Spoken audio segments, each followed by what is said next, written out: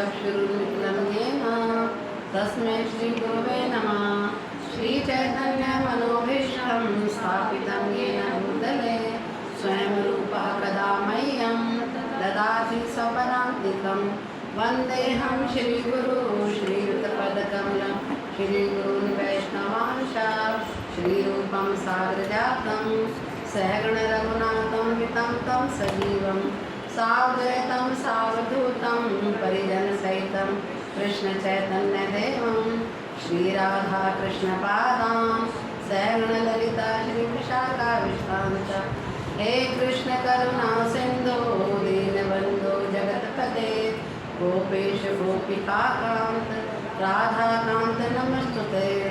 तत्त्वकाञ्चन गौराङ्गी राधे वृन्दावनेश्वरी विश्वानुसुते देवी प्रणमामि हरिप्रिये। वाञ्छाकल्पतरुभ्यश्च कृपासिन्धुभ्य एव च पतितानां पावनेभ्यो वैष्णवेभ्यो नमो नमः। जय श्री कृष्ण चैतन्य प्रभु नित्यानंद श्री अद्वैत गदाधर श्रीवासादि गौर भक्तवृंद। हरे कृष्णा कृष्ण कृष्ण हरे हरे हरे राम राम राम हरे हरे। नमो विष्णुपदाय कृष्णपृष्ठाय भूतले श्रीमती भक्तिवेदांत स्वामिने इति नामिने। नमस्ते सरस्वती देवे गौरवाणी प्रचारिणे निर्विशेष शून्यवादी पाश्चात्य देशतारिणे।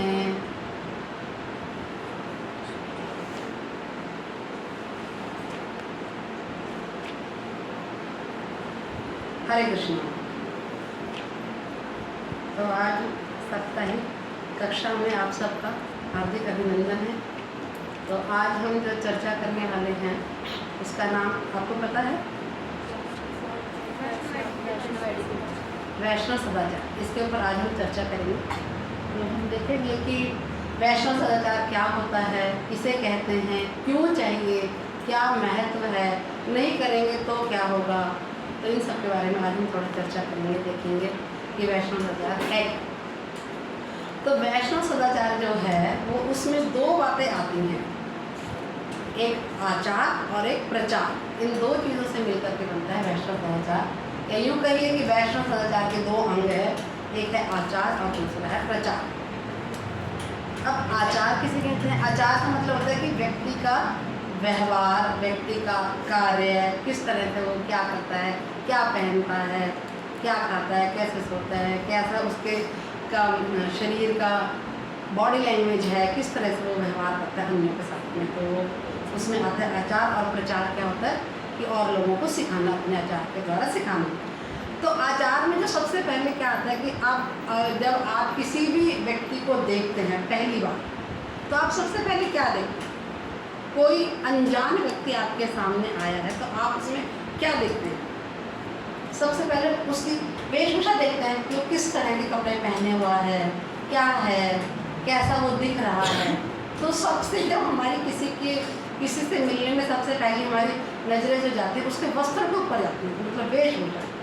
तो सबसे पहले हम वेशभूषा के ऊपर चर्चा करेंगे कि भाई वेशभूषा कैसी होनी चाहिए, क्या होना चाहिए, किस तरह का व्यक्ति कर्म करता है। तो हिज ग्रेस श्री प्रभुपाद भी कहते हैं कि फर्स्ट ड्रेस देन एड्रेस, कि पहले आपके वस्त्रों से, आपके व्यवहार से इंसान को पता लगता है, उसके बाद आपके जब आप बोलोगे पहले तो आपकी जो एक पूरी एक व्यक्तित्व दिखाई देता है, उसके बाद आपका व्यवहार, आपके बोलने से वो सब पता लगता है। तो पहले आपका जो ड्रेसअप है वो देखा जाता है, ठीक है। इस आचार में फिर दूसरा जो कर्म आता है वो कहता है नित्य कर्म। नित्य कर्म किसे कहते हैं? नित्य मतलब हर रोज़, कर्म मतलब काम। हर रोज़ जो हम काम करते हैं उसको कहते हैं नित्य कर्म। तो वो व्यक्ति किस तरह के कार्य करता है, कैसे सोता है, कैसे जगता है, क्या खाता है, क्या बोलता है, कहाँ जाता है, किस चीज़ों से परहेज करता है, किस चीज़ों को स्वीकार करता है, इस तरह के जो कर्म होते हैं वो कहते हैं नित्य। अब वैष्णव सदाचार का दूसरा जो पॉइंट है वो है प्रचार। अब प्रचार में क्या आता है? प्रचार में आता है उसका व्यवहार। अब व्यवहार की बात लेते हैं। पहले तो उसका पूरा ड्रेसअप हो गया, उसका सब चीज़ तौर तरीके हो गए, अब उसका कि वो किस तरह से लोगों के साथ डील करता है, ठीक है। तो अब कोई ये कहेगा कि हमें वैष्णव सदाचार की क्यों ज़रूरत है, क्या ज़रूरत है। अब हम इस्कॉन में आ गए, हमें पता लग गया भगवान श्री कृष्ण ही परम पुरुषोत्तम भगवान है, माला करो छुट्टी, क्या ज़रूरत है वैष्णव सदाचार की। लेकिन ज़रूरत है। क्यों ज़रूरत है? इसके 3 कारण हैं कि हमें वैष्णव सदाचार क्यों सीखना चाहिए। सबसे पहला कारण है कि वैष्णव सदाचार अगर हम सही से सीखेंगे तो हम प्रचार कर पाएंगे। बिना वैष्णव सदाचार के आप प्रचार नहीं कर सकते। दूसरा क्या है पॉइंट? दूसरा पॉइंट है कि अपराधों से बचने के लिए हमें वैष्णव सदाचार का अनुकरण करना चाहिए। अगर हमें वैष्णव सदाचार पता होंगे तो हमसे गलतियां नहीं होंगी। गलती किससे होती है? गलती उससे होती है जिसे ज्ञान नहीं होता। प्रभुपाद जी कहते हैं कि इस संसार में जो सारे दुखों का कारण है वो अज्ञान है। इसीलिए हमारे जो वंदना में भी सबसे पहले क्या है, ओम अज्ञान तिमिरंधस्य, कि हमारे जो अज्ञान का जो अंधेरा है उसको दूर कौन करता है? गुरु महाराज करते हैं। तो अज्ञान के कारण ही सारी गलतियाँ होती हैं। जब कोई गलती, तो अगर हमें ज्ञान होगा तो हमसे गलतियाँ नहीं होंगी, गलती नहीं होगी तो अपराध नहीं होगा। अपराधों से बचने के लिए हमें वैष्णव सदाचार की आवश्यकता है। तीसरा पॉइंट क्या है कि जब हम वैष्णव सदाचार के नियमों का पालन करते हैं, उनका अनुकरण करते हैं, हमारे पूर्ववर्ती आचार्य द्वारा बताए गए नियमों को अच्छे से फॉलो करते हैं, तो वो हमारे लिए भक्ति में अनुकूल है। हम सब जो भक्ति कर रहे हैं या करने का प्रयास कर रहे हैं, इसका मूल उद्देश्य क्या है कि हमें भगवत धाम वापस जाना है। हम भगवान के धाम में ही थे, उनसे ईर्ष्या करके वापस इस भौतिक संसार में आए हैं और इस भौतिक संसार से वापस हमें भगवत धाम जाना है। ये मनुष्य शरीर जो मिला है, इसी शरीर में केवल और केवल आप इसी शरीर में भक्ति करके भगवत धाम वापस जा सकते हो, अन्यथा किसी योनि में आप भगवान के धाम वापस नहीं जा सकते। तो जब हम वैष्णव संसार का पालन करते हैं तो वो हमारे लिए भक्ति के लिए अनुकूल हो जाता है और हम फिर ज़्यादा भक्ति कर पाते हैं। और भक्ति करने से भगवान का स्मरण रहता है। भगवान का स्मरण ही मेन उद्देश्य है, क्योंकि उसकी याद रहेगी तो उसकी सेवा करेंगे, उसकी सेवा करेंगे तो करते करते करते नियमों का पालन करते करते एक दिन भगवान से इतना प्रेम हो जाएगा कि हम भगवान के बिना रह नहीं सकेंगे और फिर भगवान के धाम जाने का प्रयास करेंगे। उसके लिए जितने भी हमें नियम बताए जाएंगे, तरीके बताए जाएंगे, उन सबका हम अनुकरण करने लगेंगे। तो इन 3 कारणों से हमें वैष्णव सदाचार की आवश्यकता पड़ती है। तो अभी तक हमने ये सुना कि वैष्णव सदाचार है क्या, उसके 2 पॉइंट है, एक आचार और एक प्रचार। आचार के भी 2 पॉइंट है, ड्रेस मतलब वेशभूषा और दूसरा नित्य का। और फिर जो दूसरा पॉइंट अलग से जो पॉइंट है वो प्रचार। प्रचार जो है उसमें आचार प्रचार 2 पॉइंट है वैष्णव सदाचार के। आचार में 3 पॉइंट आते हैं कि हमें ये क्यों चाहिए, किस लिए करना चाहिए, प्रचार के लिए, अपराधों से बचने के लिए और ये भक्ति में अनुकूल है। इन 3 कारणों से हमें करनी चाहिए। अब आचार के बारे में और ज़्यादा गहराई से समझेंगे कि आचार कहते किसे हैं, करने से क्या फ़ायदे हैं, ना करने से क्या नुकसान है, तो अब उसके बारे में जानेंगे। तो आचार क्या है, आचार्य किसे कहते हैं? आप में से कोई बताएगा आचार्य किसे कहते हैं? जैसे हम कहते हैं हमारे पूर्ववर्ती आचार्य या हमसे जो पहले में। हाँ बताइए गौ माता जी। आचार्य बोलते हैं कि जो व्यक्ति अपने आचरण से हमें करके दिखाए। हरि बोल, बिल्कुल सही जवाब। जो अपने आचरण से हमें सिखाता है उसे आचार्य कहते हैं, वो आचार्य होता है। और आचार में फिर वही बात आती है कि सबसे पहले वेशभूषा, जैसे मैंने भी आपको कहा था कि जब आप किसी व्यक्ति से सबसे पहली बार मिलते हैं तो सबसे पहले हम उसका ड्रेसअप देखते हैं। तो पहला पॉइंट है वेशभूषा। दूसरा है तिलक, माथे पर तिलक होता है तो हम उससे पहचानते हैं कि ये वैष्णव है। तीसरा है कंठी, गले में कंठी से पहचाना जाता है कि भक्त है, वैष्णव है। और चौथा है प्रणाम, कि किस तरह से प्रणाम करता है। इन सब बातों से हमें पता लगता है कि सामने वाला जो व्यक्ति है वो भक्त है या अभक्त है। ठीक है, क्या क्या कहा हमने, क्या क्या चर्चा करी, मतलब आचार में क्या क्या पॉइंट है? सबसे पहला वेशभूषा, दूसरा तिलक, तीसरा कंठी और चौथा प्रणाम। ठीक है, अब वेशभूषा कैसी होनी चाहिए? अब इस्कॉन में बताया गया है या हमारे शास्त्रों में लिखा हुआ है कि माताओं के लिए साड़ी और लड़कियों के लिए गोपी ड्रेस, या माताएं भी गोपी ड्रेस पहन सकती हैं, और प्रभु जी इसके लिए धोती कुर्ता। ये ड्रेस हमें पहन के मंदिर जाना चाहिए। किसी भी धार्मिक स्थल पर हमें इस तरह का की वेशभूषा धारण करनी चाहिए। अब कोई कहेगा कि आप तो माता जी इतना कुछ बता रहे हो, साड़ी पहनो, गोपी ड्रेस पहनो मंदिर में जाने के लिए, भगवान के दर्शन ही तो करने हैं वहाँ। अगर हम जीन्स टॉप पहन के जाएंगे तो क्या भगवान हमें दर्शन नहीं देंगे? या हम पैंट शर्ट पहन के जाएंगे तो भगवान हमें नहीं देखेंगे क्या? अरे भाई, जब हम हर चीज़ के लिए हमारे पास एक अलग परिधान है। मान लीजिए आज शाम को आपको किसी विवाह समारोह में जाना है, और आप अभी जो वस्त्र पहने हुए हैं, या मैं भी जो ही वस्त्र पहने हुए हूँ, क्या मैं इन्हीं वस्त्रों में चली जाऊँगी विवाह में? या आप इन्हीं वस्त्रों में जाओगे? नहीं, विवाह के लिए आप अलग से सुंदर से सुंदर अच्छे अच्छे वस्त्र पहनोगे, गहने पहनोगे, अच्छे से तैयार होगे। दिवाली मनाते हैं हम, दिवाली पे सब लोग ये प्रयत्न करते हैं कि नया वस्त्र, नए कपड़े पहने। क्यों? भगवान की शाम को पूजा करनी है। भगवान रामचंद्र जी 14 वर्ष का वनवास काट करके आए थे, इसलिए हम दीपावली मनाते हैं। और लक्ष्मी जी की पूजा करने नारायण के साथ में, भगवान विष्णु के साथ में, तुम अच्छे से जो पूरे इस ब्रह्मांड के मालिक हैं उनकी हमें पूजा करनी है। तो क्या हम ऐसे ही फटे पुराने मैले कुचैले वस्त्रों में जाएंगे? नहीं, दिवाली के लिए अलग से वस्त्र तैयार करते हैं और उन्हें पहन करके हम तब दिवाली की पूजा करते हैं। अगर अब स्कूलों में 15 अगस्त मनाया जाता है, अब स्कूलों में भी स्पेशल, या फिर कोई जैसा स्कूलों में फंक्शन है, तो सब लोग कैसे ड्रेस पहनते हैं? जैसे वाइट कपड़े पहन लिए, उस पर लाल वो संतरे रंग की चुन्नी ली या हरे रंग की चुन्नी, तो जिसमें आप ये दिखाते हो कि 15 अगस्त आज के दिन हमारा देश आज़ाद हुआ था, तो उसका जो हमारे तिरंगे झंडे का जो प्रतीक है उसके अनुसार आप बहुत से लोग पहनते हैं। या गालों पे भी आजकल तो लोग लगा लेते हैं तिरंगे का जो चिन्ह लगा लेते हैं। तो अलग अलग उत्सवों में अलग अलग परिधान पहना जाता है। घर में तो इंसान नॉर्मल नहीं रहता है, सादा से कपड़े पहनता है, क्योंकि कहीं आना नहीं, कहीं जाना नहीं। कोई आता है तो विशेष रूप से तब हम वस्त्रों का ध्यान करते हैं। नहीं तो घर में जब हर चीज़ के लिए एक अलग परिधान है, घर के लिए अलग है, विवाह के लिए अलग है, आप 26 जनवरी 15 अगस्त मनाते हैं उसके लिए अलग है, होली के लिए अलग है। आजकल तो होली में क्या ट्रेंड चल रहा है कि सब लोग सफ़ेद वस्त्र को पहनते हैं, कुर्ता पजामा पहनते हैं और फिर होली खेलते हैं। होली के लिए अलग वस्त्र है। तो भाई जब हम मंदिर जाएंगे तो मंदिर के लिए नहीं है क्या? जो अखिल ब्रह्मांड के नायक हैं, जो असंख्य ब्रह्मांडों के मालिक हैं, आप उनसे मिलने जा रहे हो, किसी साधारण व्यक्ति के दर्शन करने नहीं जा रहे हो। अगर आपको कह दिया जाए कि आपको आज शाम को प्रधानमंत्री मोदी जी आएंगे हमारे सेंटर में, तो आप देखो कितनी तैयारियां करोगे ना।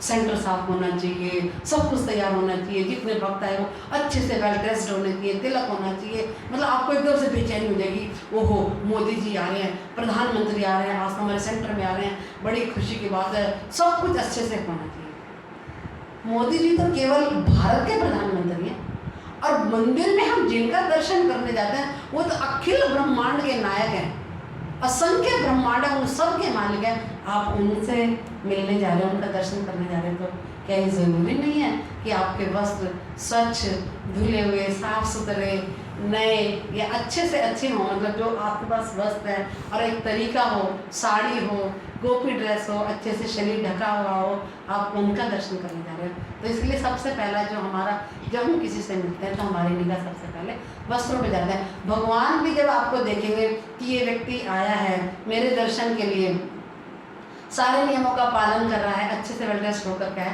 तो भगवान भी प्रसन्न होते हैं। तो सबसे पहला जो हमारा क्या था वो था वेशभूषा। तो वेशभूषा पे हमें विशेष ध्यान देना चाहिए, ताकि हम कहीं अलग अलग उत्सवों के लिए अलग अलग है तो हमें उसी तरीके से रहना चाहिए। दूसरा आता है माथे पर तिलक। तिलक हमारे शरीर में 12 अंगों पर लगाया जाता है। तिलक क्यों लगाया जाता है? क्या ज़रूरत है तिलक लगाने की? कोई माता जी बताएंगे कि हमें क्या ज़रूरत है तिलक लगाने की? हम बिंदी भी तो लगा सकते हैं, खाली ऐसे ही तिलक क्यों लगाएं? और शरीर के 12 स्थानों पर तिलक क्यों लगाएं? तिलक लगाने से हमारे शरीर की शुद्धिकरण होता है। हाँ, और जैसे हम किसी चीज़ को डिनोट करते हैं, जैसे कि जो मैरिड जो लोग होते हैं वो सिंदूर लगा के दिखाते हैं कि हम मैरिड हैं, तो ऐसे ही तिलक का प्रतीक है कि हम भगवान के भक्त हैं। बहुत सुंदर, बहुत सुंदर। श्रील प्रभुपाद ने बताया था सबको कि देखिए ये कलयुग है। पहले के समय में क्या था कि सतयुग त्रेता द्वापर में जो स्त्रियाँ थी, माताएं थी, वो बहुत आभूषण पहना करती थी, क्योंकि उस टाइम बहुत आभूषण रहा करते थे। सोना पहनना क्यों ज़रूरी है, किसी को पता है? या क्यों पहना जाता है? ज़रूरी तो नहीं, आज के ज़माने में तो ज़रूरी नहीं है, लेकिन सोना पहनने का कारण क्या है, किसी को पता है कि माताएं सोना क्यों पहनते? पहले तो प्रभु जी भी पहनते थे सोना, कानों में मुगरी कहते थे उसको, वो पहनते थे, गलों में। राजा महाराजा को तो आपने देखा भी, हार, दस्तबंद, वो सब चीज़ें पहनते थे। सोना क्यों पहना जाता है? सोना पहनने का एक कारण है कि सोना पहनने से शरीर पवित्र होता है, इसलिए सोना पहना जाता है। नहीं तो सोना कोई वो नहीं है, लेकिन जब वो हमारे व्यवहार में आ गया तो फिर हम सुंदरता के लिए उसको करते हैं। लेकिन सोना पहनने का मेन कारण ये है कि वो शरीर को पवित्र करता है। श्रील प्रभुपाद ने कहा कि आगे आगे कलयुग बढ़ रहा है, समाज की दिन पर दिन अवनति होती जा रही है और हर तरह से ये नीचे गिर रहा है। तो आगे आने वाले समय में हर माताओं के पास या प्रभु जी के पास इतना सोना नहीं होगा कि वो शरीर के हर अंग को सोना पहनकर से पवित्र कर सके। तो इसीलिए प्रभुपाद जी ने शरीर के 12 स्थानों पर तिलक का नियम बताया, और ये हमारे शास्त्रों में वर्णित है। प्रभुपाद जी ने अच्छे से जोर दे करके बताया कि 12 स्थानों पर जब आप तिलक लगा लोगे तो आपका जो शरीर है ना बिल्कुल पवित्र हो जाएगा, और ये भगवान का मंदिर है। क्यों? क्योंकि भगवान हमारे हृदय में वास करते हैं, और जहाँ भगवान वास करते हैं वो स्थान मंदिर होता है, तो उसको पवित्र करना बहुत जरूरी है। आपने देखा होगा मंदिरों में कितनी सफाई होती है, लोग घरों में भी सफाई करते हैं। क्यों? क्योंकि घर में जितने भी जीव रह रहे हैं उन सब में, और भगवान हर घर में एक मंदिर भी होता है, तो मंदिर की सफाई अत्यंत आवश्यक है। तो इसीलिए ये शरीर हमारा एक मंदिर है, भगवान का मंदिर है, तो इसको भी पवित्र करने के लिए हमें 12 स्थानों पर तिलक लगाया जाता है। और तिलक वैसे तो ना संस्कृत में तिलक शब्द के 32 अर्थ हैं अलग अलग। भगवान के मंदिर के ऊपर जो पताका फहराई होती है झंडा, उसे भी तिलक कहते हैं। हमारे मस्तक पे जो तिलक लगा इसे भी तिलक कहते हैं, बिंदी में जो लगते हैं उसको भी तिलक कहते हैं। लेकिन ये अलग अलग संस्कृत में अलग अलग है। पर यहाँ पर हम जो चर्चा करेंगे, हमने जो सीखा है इस्कॉन में, तो उसमें तिलक के ना 3 अर्थ बताए गए हैं कि तिलक जो है हरि मंदिरम, मतलब हरि का मंदिर है, तिलक जो हम लगाते हैं। और ये दास की जो जैसे हमने जो तिलक लगाया है, इसमें 2 लाइनें आपने देखी है, तो ये क्या है? भगवान श्री कृष्ण के, भगवान विष्णु के चरण है, और नीचे जो है ये तुलसी का पत्ता है। इस तिलक को ऊर्ध्व पुंड कहते हैं। ऊर्ध्व मतलब होता है ऊपर की ओर जाना, किसी भी चीज़ का ऊपर की ओर जाना मतलब तरक्की करना, और पुंड का मतलब है नीचे। नीचे जो तिलक जो है ये तुलसी का पत्ता है, ये भगवान की दास हैं। तिलक जो तुलसी महारानी है वो भगवान की सेवा करती हैं, तो वो भगवान के चरणों में ही रहती हैं। तो ये जो दोनों लाइन है वो भगवान के चरण हैं, और ये जो पत्ता है ये तुलसी का पत्ता है, ये भगवान की सेवा के लिए है। तो हम सब जो है ना भगवान के दास हैं। और तीसरा है विजय, इसको विजय तिलक भी कहते हैं। जब आप इस तिलक को धारण करते हैं और सही तरीके से बताए गए नियमों का आप पालन करते हैं, जो शास्त्रों के अनुसार चलते हैं, अपनी गुरु परंपरा के अनुसार करते हैं, तो आपको हर क्षेत्र में विजय प्राप्त होती है। ठीक है? तो तिलक लगाने का एक मंत्र भी होता है, अभी आप सब ने शायद सीखा होगा या सुना होगा। तो ये हमारे वैष्णव एटिकेट की बुक में है, पेज नंबर 57 पर है, शायद आपके पास बुक नहीं होगी। तो इसमें है तिलक घोलने का एक मंत्र है। पहले तिलक को घोला जाता है हथेली पर, या आपके पास जो आपने कुछ बर्तन बनाया उसमें अच्छे से घोला जाता है। घोलने का अलग मंत्र है और लगाने का अलग मंत्र है। तो घोलने का मंत्र क्या है? ललाटे केशवं ध्यायेन् नारायण अधोदरे वत्सलं माधवं तु गोविंदं कंठकूपे विष्णु च दक्षिणो कुक्षो बाहु च मधुसूदनं त्रिविक्रम कंधारे तो वामनं वामपार्श्वे श्रीधरं वामबाहु तो ऋषिकेशे पृष्ठे च पद्मनाभे च दामोदरं न्यस्ते तत्प्रक्षाल्यं तोहं तु वासुदेव इति मूर्धनि। तो ये घोलते समय का मंत्र है। इसमें सारे भगवान श्री कृष्ण के जो 12 नाम हैं उनका उच्चारण हुआ है, और उन्हीं नामों का उच्चारण करते हुए हम शरीर के 12 अंगों पर तिलक लगाते हैं। तो सबसे पहला जब हम तिलक लगाते हैं वो माथे पर लगाते हैं, तो तब हम बोलते हैं ओम केशवाय नमः। दूसरा तिलक हम नाभि पर लगाते हैं, जिसको बोलते हैं ओम नारायण नमः। तीसरा तिलक हम वक्षस्थल पे लगाते हैं, जिसे कहते हैं ओम माधवाय नमः। फिर चौथा तिलक हम गले पे लगाते हैं, यहाँ पे कंठी पे लगाते हैं, ओम गोविंदाय नमः। पांचवा तिलक हम अपने पेट पर, दाहिने पेट पर लगाते हैं, जिसको कहते हैं ओम विष्णुवे नमः। फिर अगला तिलक हम लगाते हैं बाजू पर, ओम मधुसूदनाय नमः। फिर ये कंधे पर लगाते हैं, ओम त्रिविक्रमाय नमः। फिर हम लगाते हैं इस साइड पे, पेट पर लगाते हैं, ओम वामनाय नमः। फिर दोबारा यहाँ पर इस हाथ पे ओम श्रीधराय नमः। फिर कंधे पर ओम ऋषिकेशाय नमः। फिर ओम पद्मनाभाय नमः गर्दन में और गर्दन पे, और जो सबसे लास्ट में ओम दामोदराय नमः। इस तरह से जब हम शरीर के 12 अंगों पर तिलक लगाते हैं तो फिर ये शरीर एक मंदिर बन जाता है और भगवान की पूजा करने के लिए, भगवान की सेवा करने के लिए ये तैयार हो जाता है। आप ये सोचिए कि अगर देखिए आप अच्छे से ड्रेसअप होकर के भगवान की पूजा करते हो, उसमें ज़्यादा अच्छा लगता है, या जैसे आए गए, मतलब ना स्नान किया है, ना वस्त्र बदले, ना कुछ करे, ऐसे आपको मंदिर जाने में अच्छा लगेगा, या आपको अच्छे से बिल्कुल प्रॉपर तैयार होकर के अच्छा लगेगा?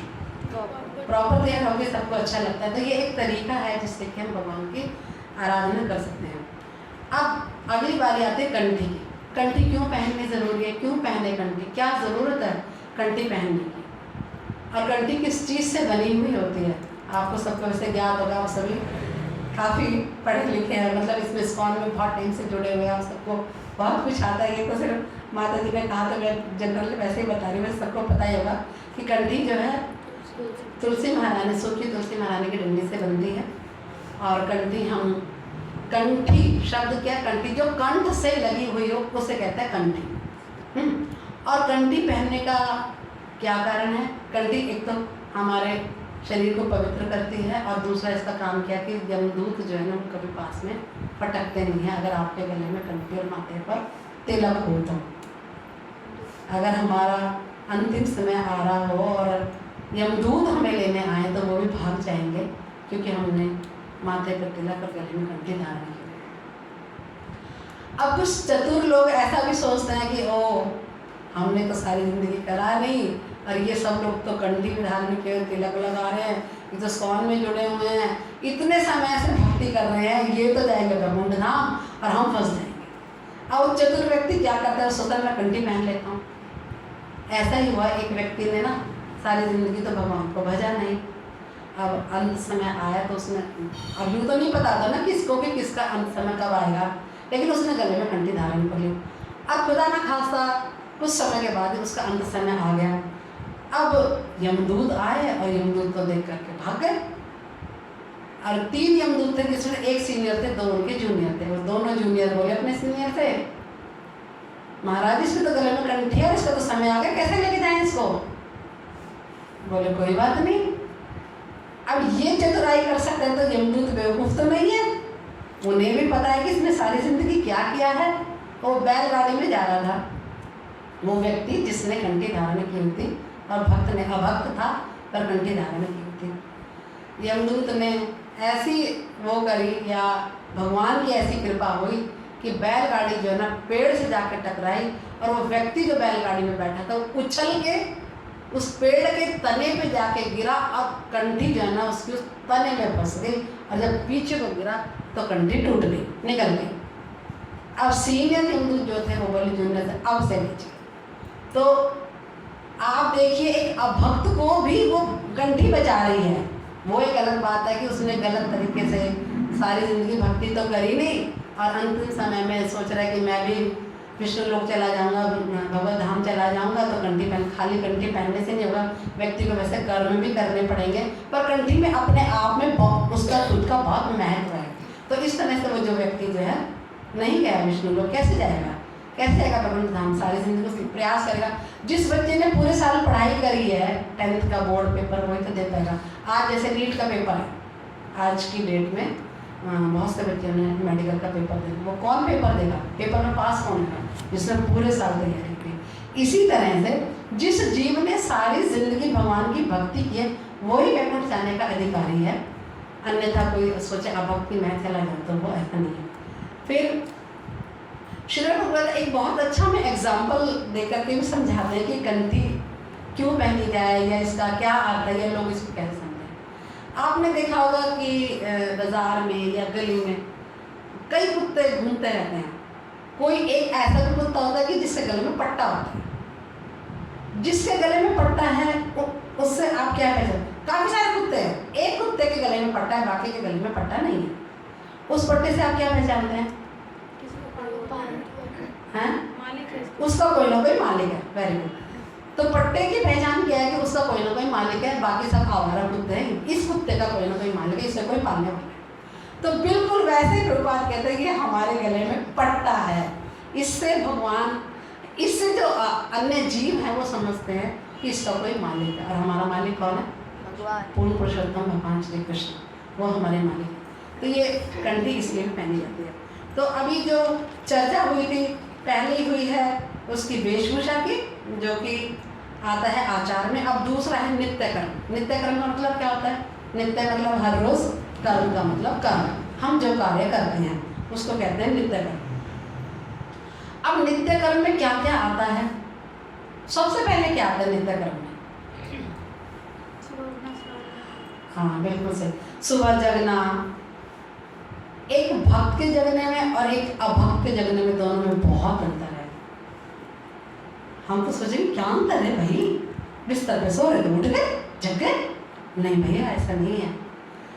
तो नित्य कर्म में आता है जागना, स्नान करना, मंगला आरती, खाना, सोना, व्यवहार करना है, वो इस तरह से ये सारे जो हमारे हर रोज के कर्म होते हैं वो आते हैं नित्य कर्म में। अब नित्य कर्म में एक मान लीजिए अभक्त है, वो सो के उठा है, वो क्या कहेगा? मम्मी जल्दी से चाय बना दो।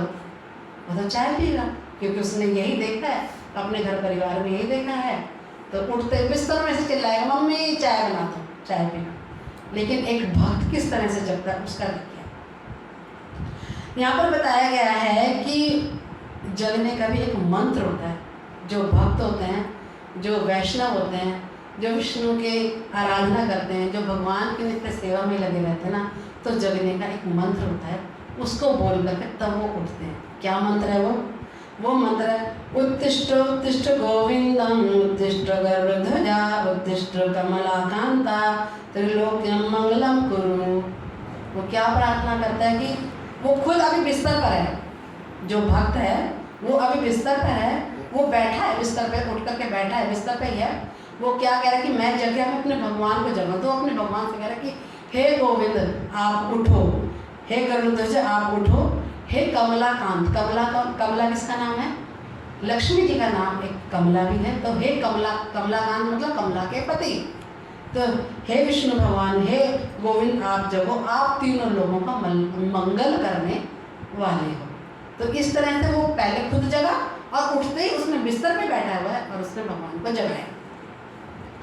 अब भगवान को जगाने के बाद वो क्या करता है? फिर अपने गुरु परंपरा को प्रणाम करता है। जैसे अभी हमने गाया है, इसमें मंगलाचरण में गाया, वंदे हम श्री गुरु श्रीयुत पद कमलम श्री गुरु वैष्णवांका श्री रूपम साग्रजातम सगण रघुनाथम वितंतम सजीव सावधेतम सावधूतम परिजन सहितम कृष्ण चैतन्य देवम श्री राधा कृष्ण पादान सगण ललिता श्री विशाखा विश्रांचा।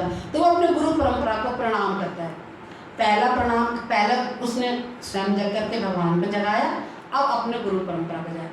अब उठने के बाद अब वो धरती माता पर चरण रखेगा, पैर रखेगा। उसका भी एक मंत्र है। ये फर्क है भक्त के जगने पर अभक्त के जगने पर। अब वो क्या कहता है? पृथ्वी को जब प्रणाम करता है तो उसके लिए क्या मंत्र गाता है? समुद्र वसने देवी पर्वत स्तन मंडिते विष्णु पत्नी नमस्तोभ्यम पाद स्पर्श समश्य में। वो कहता है कि हे देवी, हे धरती माता, आप समुद्र का वस्त्र पहनती हो। धरती माता है, उसके ऊपर समुद्र होता है, तो आप समुद्र का वस्त्र पहनती हो, पर्वतों को धारण करती हो, आप विष्णु की पत्नी हो। मैं आपको नमस्कार करता हूँ।